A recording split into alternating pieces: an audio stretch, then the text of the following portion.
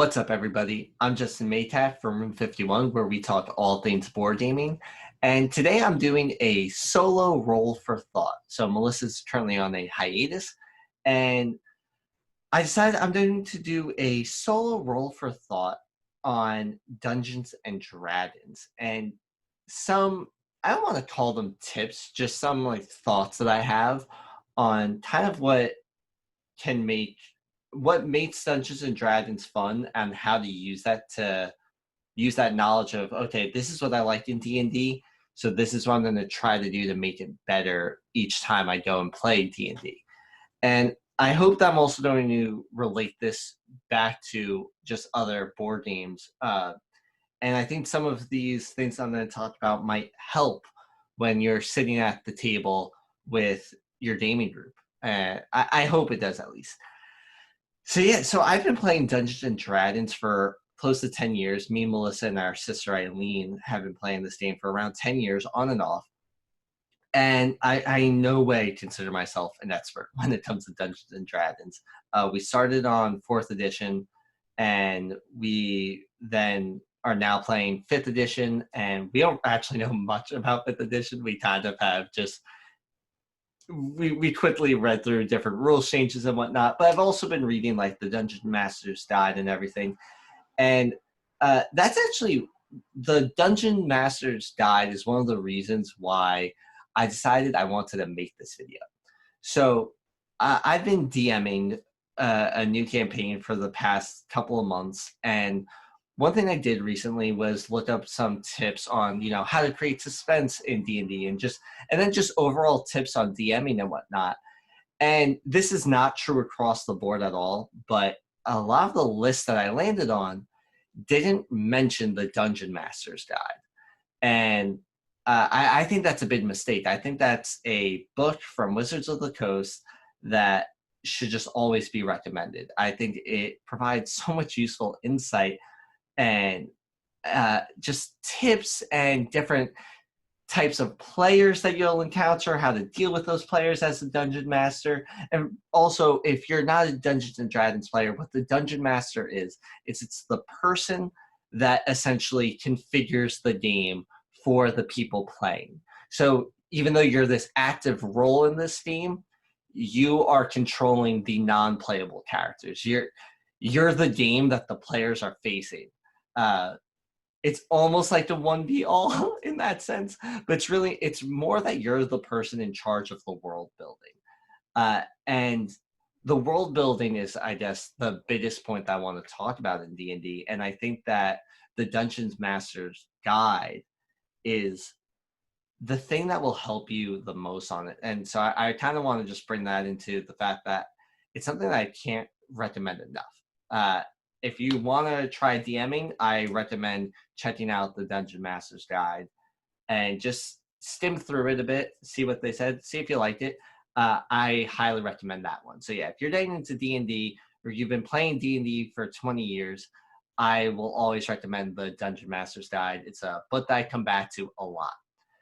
And so a thing that I kind of mentioned was the world building in D&D. And something that was brought to my attention from my sister Melissa after our last D&D session was she was hoping for more tension. And I felt that as well.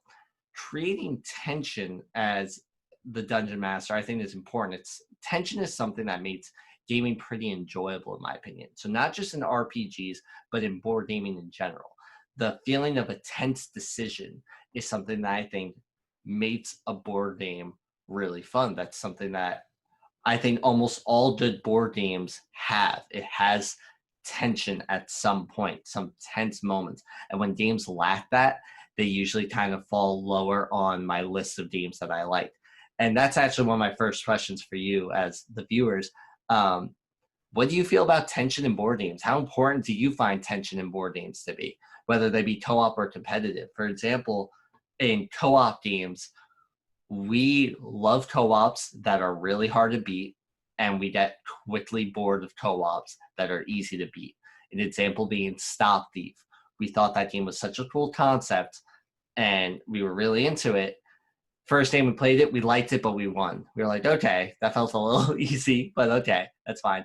Second game we played it, again, we just wiped the floor, and we were like, on it, and we haven't played it since. And I think the big reason is because how easy it was just did not create enough tension for us. We didn't like that. Whereas Pandemic, another co-op game, has had a whole bunch of moments where we were wondering what's going to be flipped next, all those kinds of things. And those were tense moments, and those were memorable moments.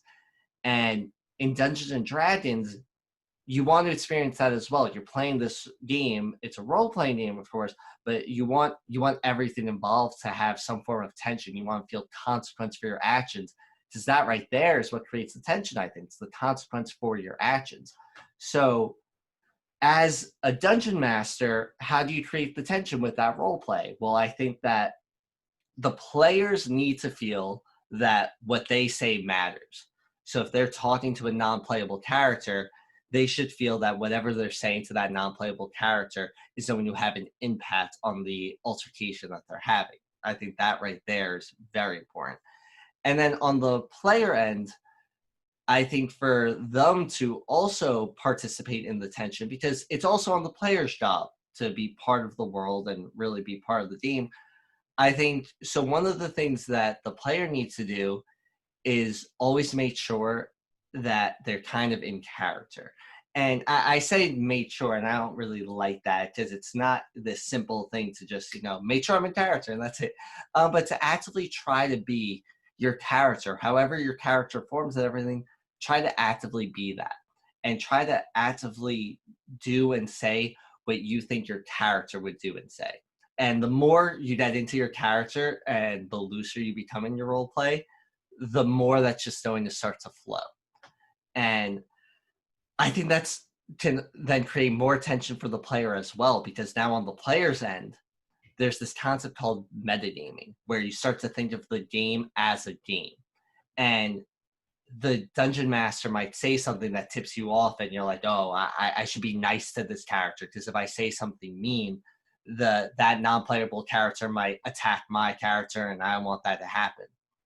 But if you know within, like, oh, whoa, that character just said something to me, and I know my character wants to reply sarcastically back to them. Reply sarcastically back. Just reply sarcastically back, and then take the outcome as it comes, because that you're now giving into that tension. You're saying, okay, this is what my character does. And you now feel it. You feel that tension of, oh no, what's the consequence? You know it's gonna be bad, and then you get to see the whole scene kind of really come together by your character being this active part in it and deciding like, hey, I'm going to do what my character would do. You're not going to do what you think is best, being this outside perspective. No. You want to put yourself into that game. And I think that whole forming of tension is really tricky. It's so much easier to talk about and say like, okay, I want my games to involve tension. I find it to be really difficult. I think it's something I struggle with every single session, whether it be with combat, and combat is a very tricky thing in Dungeons and Dragons to get right in tension, because combat sometimes can be boring. It can drag on actually, and you don't mean to do that as the DM. You think the way you planned it, you wrote out so many things, and the way you planned it, you thought, oh man, combat's gonna be so tense in this one, and then it happens, and it's just everybody's going around saying what they're doing very quickly, and then they just roll the dice, and then that's the outcome and stuff. And it can be really tricky. It's a hard thing to do, to constantly be descriptive, to constantly make sure that the players are feeling consequence for everything that they're doing, and for the players to constantly be in character it's a difficult thing, and it's something that takes practice and commitment, and it's something that I'm definitely still working on every single session. But it's a really fun part about Dungeons and Dragons, and that kind of gets me into sort of my next point, is the whole constantly wanting to have more fun with Dungeons and Dragons is something that I love. And that's why I talked a lot to my group about gameplay concepts, and I talked to them about what is it that you want to be doing? What is it that we want to be happening in this world? What kind of tensions do we want to be experiencing? And I haven't spoken to my group about this, but I want to talk to them about what are some things that you're okay with to exist in this world. Uh, are there any concepts in the world that you want to avoid? Do you want to avoid like the concept of oppression? Do you want that to not exist in the world, or do you want that to exist in the world and the players are going to have to deal with ethical decisions having to do with that? And that's actually a concept that I'm going to be talking about with my players probably next time we meet. I'm excited to have that conversation. And just those kinds of concepts and what rules you want to be playing with. There's a ton of house ruling in Dungeons and Dragons, and some players are going to want fully strict everything that Wizards of the Coast says goes. If they have a spell that says it lasts an hour, they are not joking. They want it to be that the DM is really trying their best to keep track of time, make sure, hey, an hour's up and that's it. And they want it to be on the dot. Things like that. I've never encountered that. I think most people are pretty down for some house ruling and whatnot. But talk to them. Talk about what house rules you want. And that sounds like a cool thing about Dungeons and Dragons. You get to do your own thing. And the thing about that though is it's still a social experience, and you're in this group, and you want to make sure, yeah, I'm doing my own thing, but I'm doing it with these people, and we're all kind of doing our own thing in this Dungeons and Dragons group. And that's kind of also something that I want to bring back into also board gaming, because I know D&D is an RPG, and there's a lot of differences between RPGs and tabletop board games. But one of the things is that exists in both is talk to your group, talk to your gaming group also in board gaming. Find out what some things that they want to do. You might be able to start to form really fun theme nights if people are like, I want a theme night. I want a murder mystery night, and then you play a whole bunch of different mystery games or a trader theme night, things like that. And also just some things that maybe the group wants to talk about while gaming. Maybe you have like a strict no politics rule, and then you might come to find out like people actually want to talk about that, and that's okay. And you should discuss, hey, how are we going to navigate this? So those are like outside of game things that I think are still important to discuss, because gaming is this social experience, and you kind of want everybody to feel comfortable to speak about what they want to speak about. And you should kind of just hash out like, all right, this is what we're okay with. This is what we're not really okay with. And for both things, it should be an ongoing discussion. And that's how it definitely is in Dungeons and Dragons. I know I'm constantly discussing rules. One of the players in my group is very big on the rules, and we're constantly discussing that before, after, and sometimes during sessions. But I would recommend not doing it during sessions. But yeah, so that's some of the stuff that I think is important. But I think most talking is so important. Talking to your group is so important in Dungeons and Dragons, any RPG you're playing, and with your board gaming group. I think that is just super important. And another tidbit is to not fixate on the rules, by the way. So I wrote down some stuff, and I don't know if I'm getting a little choppy here, but I wrote down some notes to go with. But one of the things is, so I'm talking about, hey, talk to your group, talk about all that kind of stuff. But then I also wrote, don't fixate on the rules. And while I think it's really good to have rules conversations, during gameplay of an RPG, don't fixate on the rules, because it starts to stagnate the game flow. And, it can make it choppy. And it can completely loosen tension, because you can be forming this very tense moment, and then as a DM and as the players and everything, everybody's getting into it, and we're just clicking on all ends, and we're creating this whole mountain of suspense, which is fantastic. You're going up the roller coaster. Imagine going up that roller coaster, and then somebody has to like say, oh, hold on a second, and then you stop it, you bring back down the roller coaster, and it's like, well, this thing kind of was a little off on the rules. I think we needed to do an insight check here. So let's go ahead and do that, or discuss how, well, you said that you went this far, but I don't know if your speed actually matches up with that. You might be about 5 feet off there. Unless it's extremely crucial, and I mean extreme, like a character might have died because of this thing, and that's why you're stopping game flow really quick, I would say let it go. And that goes for both the DM and the players. I think to like don't stop game flow to look something up in a book and the player's handbook or whatever for something that's very unimportant at the moment.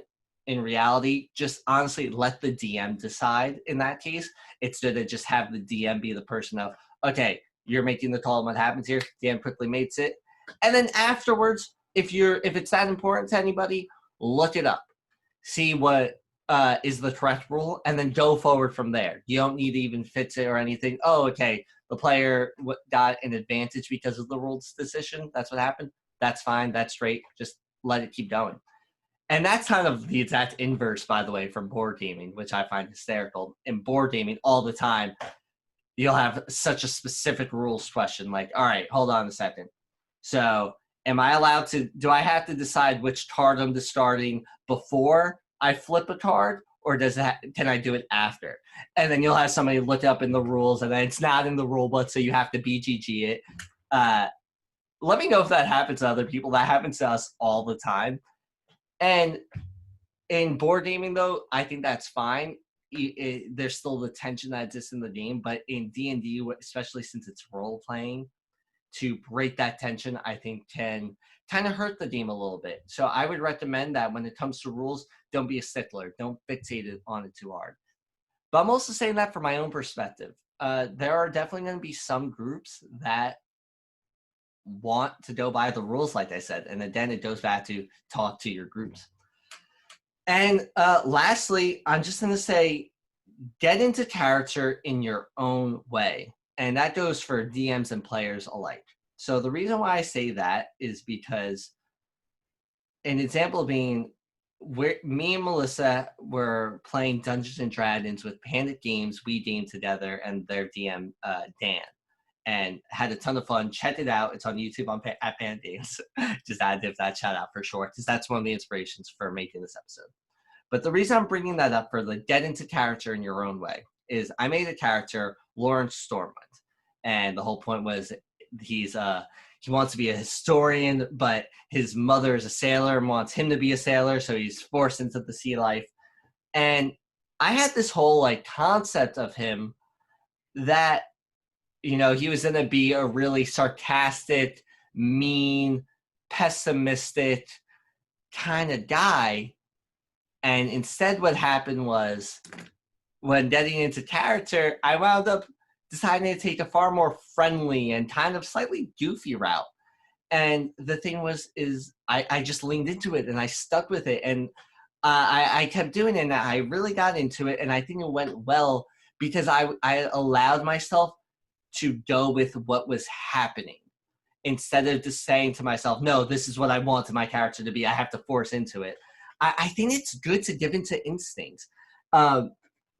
In college, I took an undergrad acting course where it was an elective that I had to take, and I had to do a monologue, and I did my monologue, and then my professor told me, all right, do it again, but pretend you're a Shakespearean actor.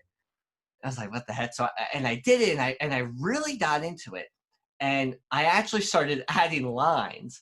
And when I looked up at him when I added lines, so I wasn't sure if that was okay. And he told me, it's okay, go with your instincts. And I think that was really good advice. I think when you're trying to portray portray a character in Dungeons and Dragons or any role-playing game, it's okay to go with your instinct. You might have written out a huge backstory and come up with all these different quirks and personality traits and whatnot in your head. And then once you start doing your character, you start becoming someone else. And that's okay. Just go with it. And that, I guess that's honestly the whole thing when it comes to role-playing is just go with it. Go into it.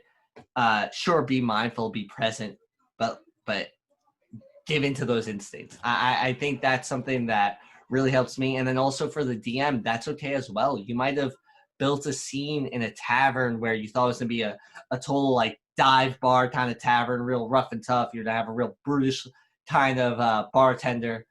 And then for whatever reason, the players walked into the tavern and you turn it into this totally like it's a theatrical tavern with a stage with actors doing their thing, and you make the the bartender very flamboyant and very like super kind and everything. I don't know, a loosey-goosey kind of person.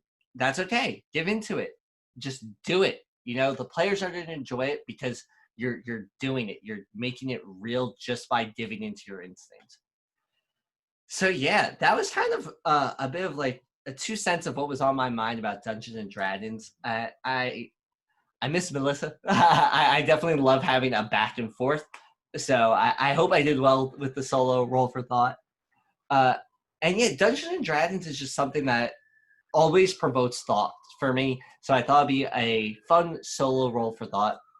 Please let me know what you thought in the comments, and let me know what you think about some things that you think Dungeons and Dragons groups should be doing, or some tips that you would give if somebody asked you for tips for Dungeons and Dragons. Because I know for me, a lot of times when I see like lists online, there's a lot of similar results on like top 5 tips, and then a lot of times there's some very many similarities with maybe one difference between the two lists. So definitely let me know what you think of that. And also, lastly, let me know if there's anything in here that you think translates to your board gaming groups as well, you know, outside of RPGs. I'm very curious to hear. Thank you so much for listening. This has been Room 51. If you want to follow us on social media, we're on Instagram, Twitter, and Facebook at This Is Room 51. Please like and subscribe here at Room 51. And then also you can catch us playing board games live on Twitch at Room 51 Live. Again, thank you so much. You've been listening to Room 51.